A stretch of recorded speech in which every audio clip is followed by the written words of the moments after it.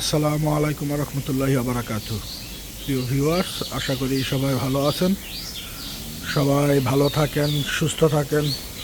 মহান রাব্বুল আলমিনের কাছে এই প্রার্থনা করি। আজকে আপনাদের সাথে যে বিষয়টা নিয়ে কথা বলবো সেটা হচ্ছে, যেহেতু এখন প্রচণ্ড শীত, শীতের সময় খামার ব্যবস্থাপনা সম্পর্কে বলবো, গরুর পরিচর্যা সম্পর্কে কিছু কথা বলবো। শীতের সময় ফ্রিজিয়ান গরুতে যদিও বা শীত ওই রকম লাগে না। শীতের মধ্যে ফ্রিজিয়ান গরু যেগুলো আছে, ক্রস গরু যারা আছে, তারা শীতের সময়টাতেই ভালো থাকে। তারা যেহেতু গরম সহ্য করতে পারে না, তার জন্য শীতের মৌসুমটা ওদের জন্য খুবই সুইটেবল একটা সময়। ওরা খুব ভালো থাকে। তবে চেষ্টা করবেন সব সময়, যেহেতু এখন শীতের পাশাপাশি বাহিরের ঠান্ডা বাতাস প্রচণ্ড পরিমাণ, ফার্মে যেন কোনো অবস্থাতেই ঠান্ডা বাতাসটা প্রবেশ করতে না পারে।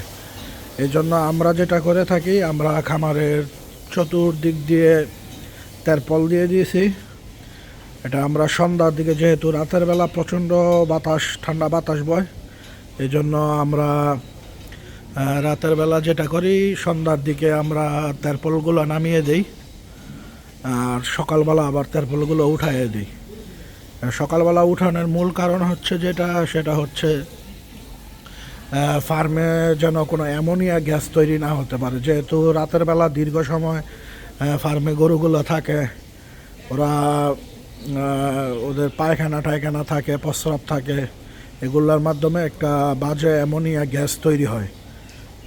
যেন এই অ্যামোনিয়া গ্যাসটা যেন ফার্মে না থাকতে পারে, সেজন্য আমরা সকালবেলা যেটা করি, সকালবেলা ফার্মে ঢুকেই ফার্মের তেরপলগুলো উঠাই দিই, যেন অ্যামোনিয়া গ্যাস থেকে ফার্মটা সুরক্ষিত থাকে এবং ফার্মের ভিতরে যেন পর্যাপ্ত আলো বাতাস, রোদের আলো যেন প্রবেশ করতে পারে।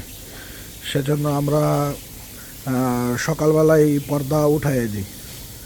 আর এই দিকে এখন পর্যন্ত আমরা পর্দা দিয়ে রাখছি, কারণ এখানে আমাদের নতুন যে বাচ্চাগুলো হয়েছে, এই বাচ্চাগুলো থাকে।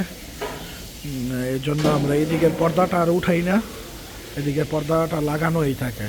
কারণ ছোটো বাচ্চা তো, ওদের ঠান্ডাতে খুব প্রবলেম হয়ে যায়।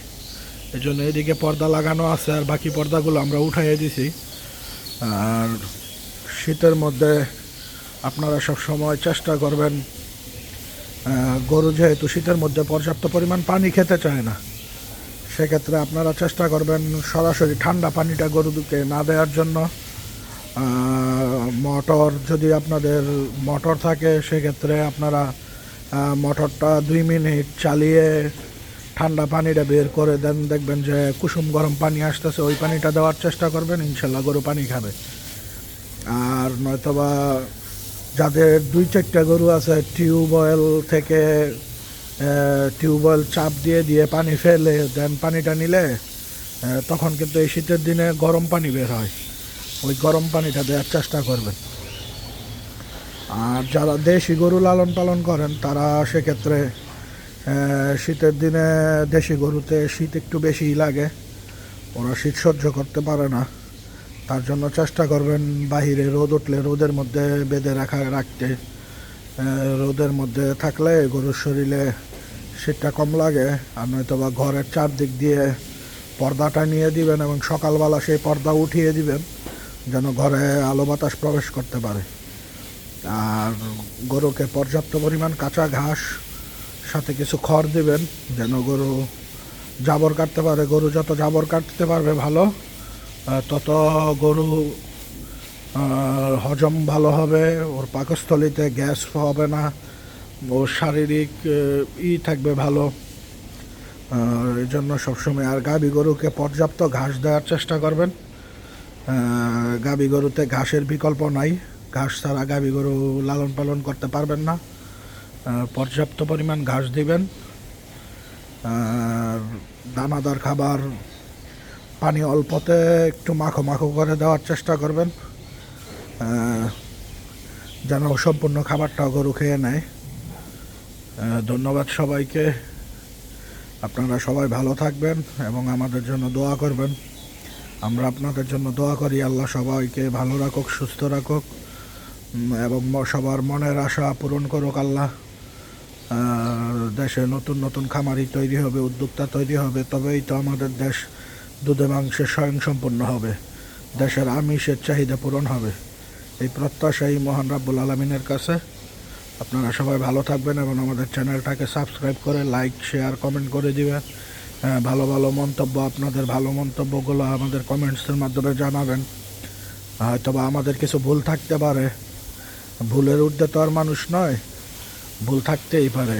আপনারা আমাদের যদি কোনো ভুল করে থাকে কমেন্টসের মাধ্যমে আমাদের ভুলটাকে শুধরিয়ে দেওয়ার চেষ্টা করবেন, যেন খামার সম্পর্কে আপনাদেরকে কিছু ধারণা দিতে পারি। সবসময় এই চেষ্টা করব। আল্লাহ পাক রাব্বুল আলামিন আপনাদের সবাই সহায় হোক, সবাইকে ভালো রাখুক। ধন্যবাদ। আসসালামু আলাইকুম।